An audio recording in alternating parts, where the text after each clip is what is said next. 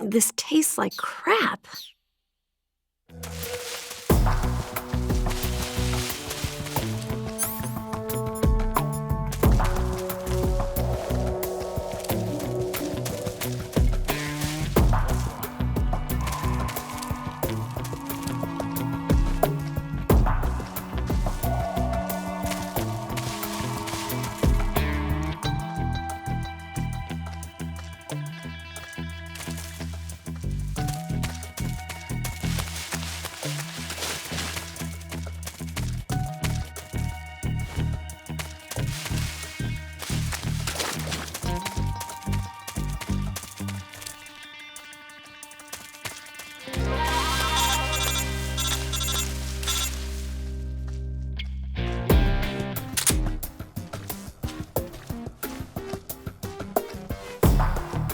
I'm so hungry.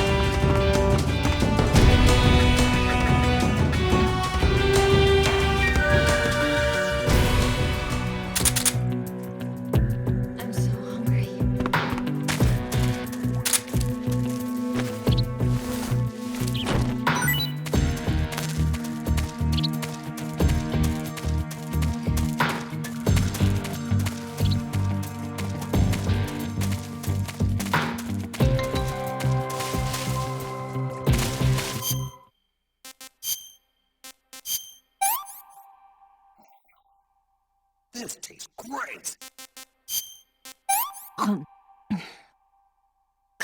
Yuck. What did you give me? We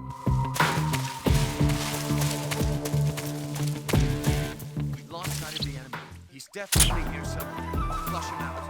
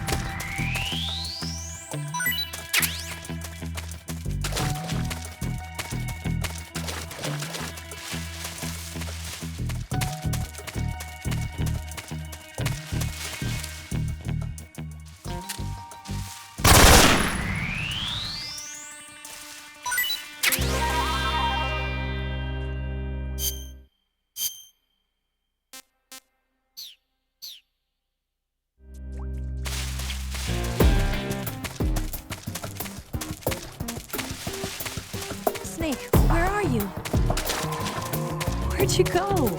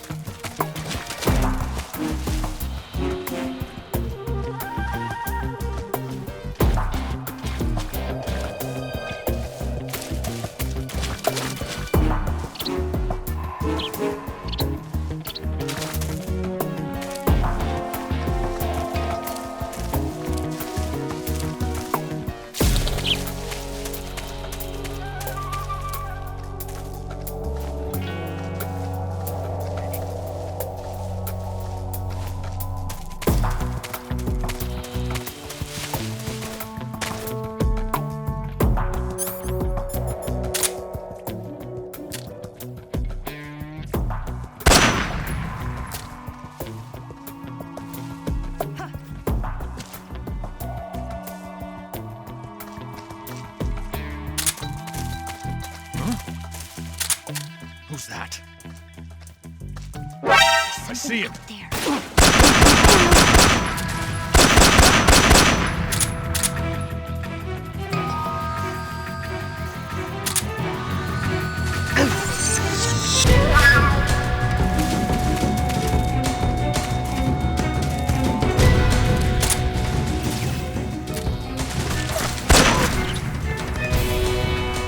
I'm so hungry.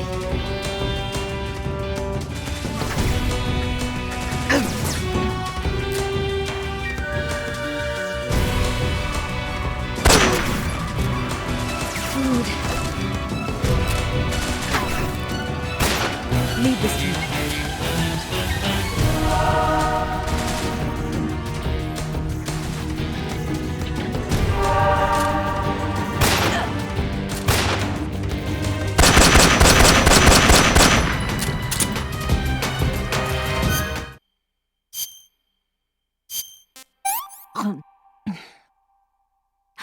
Can I have seconds?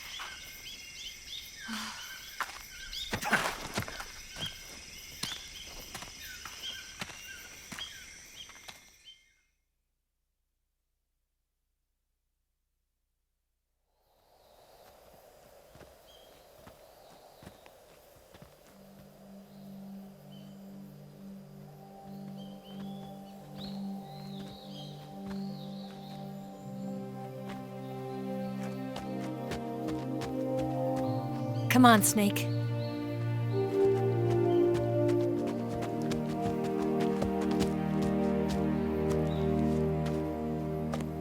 We made it. We made it. Over there.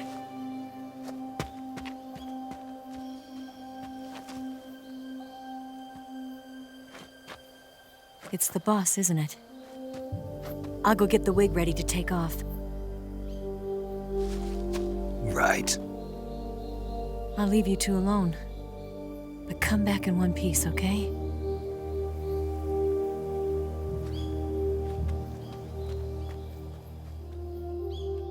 Promise me!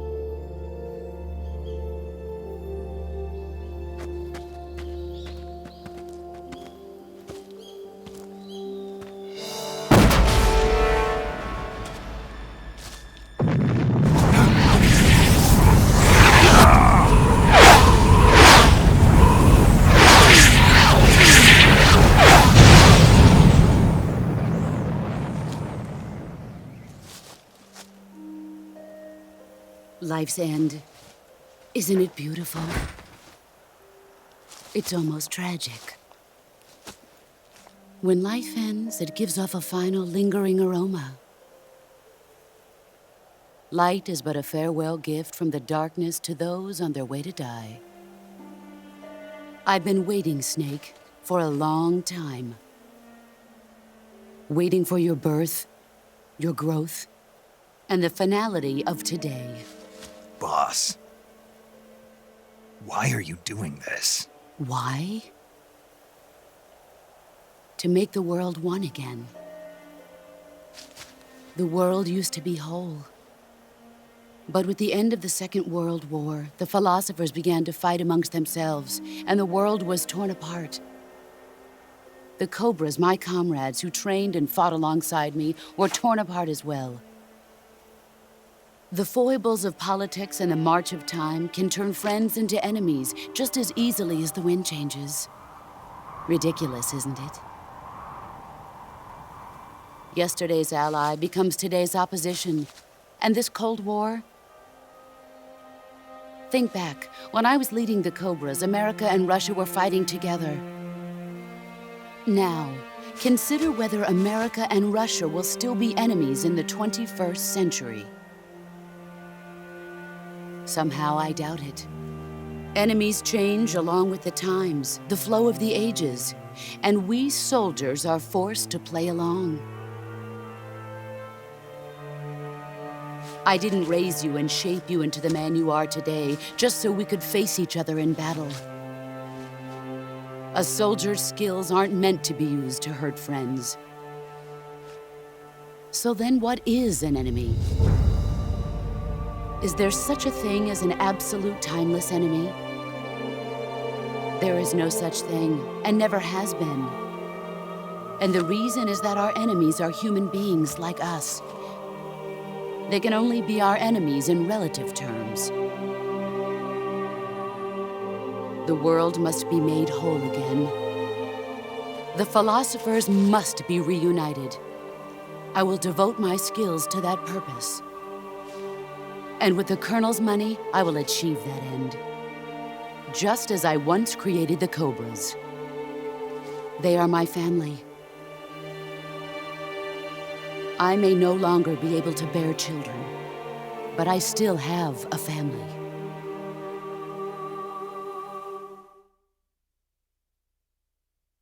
It was November 1st, 1951. I was in the Nevada desert participating in atomic testing. The name Nevada is derived from Spanish, covered in snow, white as snow. And snow is exactly what I saw in that Nevada desert. It froze my blood white. Snake, you were an atomic test subject, weren't you? On Bikini Atoll. That's part of the reason I was drawn to you. You and I are alike. We're both slowly being eaten away by the karma of others. We'll never have the chance to die peacefully of old age. We have no tomorrow. But we can still have hope for the future. In 1960, I saw a vision of the ideal future from space.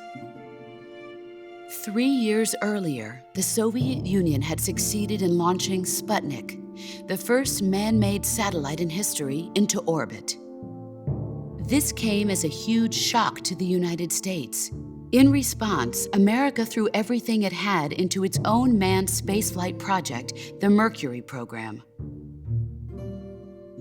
Even as the Soviets seemed poised to send their first man into space, America was still experimenting with chimpanzees and rockets. The government wanted human data. So they secretly decided to send a human being into space. I was the one they chose. At the time, they didn't have the technology to block out cosmic rays, and whoever they sent up would inevitably be exposed to heavy radiation. That's why they chose me. After all, I'd already been irradiated once. Of course, you won't find any of this in the history books. I could see the planet as it appeared from space. That's when it finally hit me. Space exploration is nothing but another game in the power struggle between the US and the USSR. Politics, economics, the arms race, they're all just arenas for meaningless competition. I'm sure you can see that, but the Earth itself has no boundaries. No East, no West, no Cold War. And the irony of it is, the United States and the Soviet Union are spending billions on their space programs and the missile race, only to arrive at the same conclusion. In the 21st century, everyone will be able to see that we are all just inhabitants of a little celestial body called Earth. A world without communism or capitalism, that is the world I wanted to see. But reality continued to betray me. In 1961, I was sent to Cuba, to Bahia de Cochinos. It was part of a CIA-sponsored invasion under the guise of taking Cuban exiles back to their country. But the US government betrayed them. Our weak-kneed president held back their air support. Defenseless, the exiles were annihilated by the Cuban army.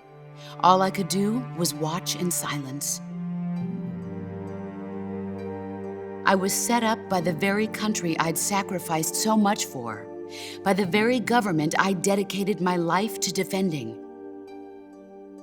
I was driven from the surface world, and I went underground. Then, 2 years ago, I faced the Sorrow, my old comrade in battle. He was my friend. But one of us had to die. I was left with no choice. The Sorrow gave his life for me. There is no enmity between us. One must live, and one must die. That was the mission. The ones who gave me that mission were the philosophers. Early in the 20th century, the true holders of power in the United States, the Republic of China, and the newly formed Soviet Union gathered together in a secret meeting that would later be known as the Wise Men's Committee. The secret pact they formed there marked the beginning of the philosophers. But the last of the original members died in the 1930s. After that, the organization began to run out of control, and the Wise Men's Committee degenerated into a mere shell of its former self. The philosophers of today have no sense of good or evil. Their influence extends to countries and organizations involved in every aspect of every war. They have become war itself. That's how they operate. The sacrifices of war cause a shift in the times. This shift leads to renewed conflict, and in turn triggers the next war. Like a nuclear chain reaction, each conflict sparks countless others, forming an endless spiral that will continue on for eternity. Do you understand what I'm saying, Snake? By consuming me and you, the philosophers intend to keep that cycle going forever. It was my father who explained all of this to me. He was one of them. You see, I am the last remaining child of the philosophers. But after he revealed the truth, my father was killed by that same shapeless, formless organization. And my father isn't the only thing the philosophers have taken from me. In June of 1944, the Cobras and I took part in the landing at Normandy. We'd been given a top-secret mission to locate and destroy enemy V-2 rocket installations. I was pregnant at the time. The Sorrow was the father. I gave birth on the field of battle. A beautiful baby boy. But my child was snatched away from me by the philosophers.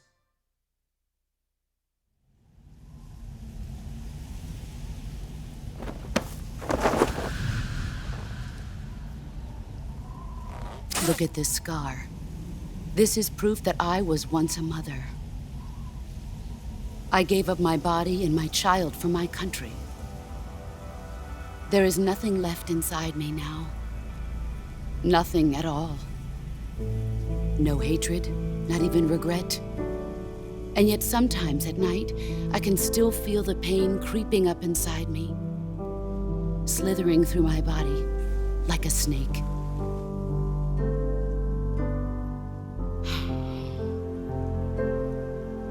I've never talked this much about myself before. Thanks. Thanks for listening to me.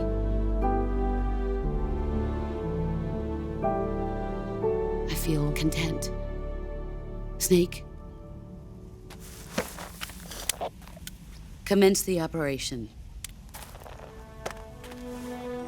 I raised you. I loved you. I've given you weapons, taught you techniques, endowed you with knowledge. There is nothing more for me to give you. All that's left for you to take is my life, by your own hand. One must die, and one must live. No victory, no defeat. The survivor will carry on the fight. It is our destiny. The one who survives will inherit the title of boss. And the one who inherits the title of boss will face an existence of endless battle. I'll give you 10 minutes. In 10 minutes, MiGs will come and bomb the hell out of this place. If you can beat me in less than 10 minutes, you'll be able to escape in time. Let's make this the greatest 10 minutes of our lives, Jack. Boss. You're a soldier. Finish your mission. Prove your loyalty. Face me.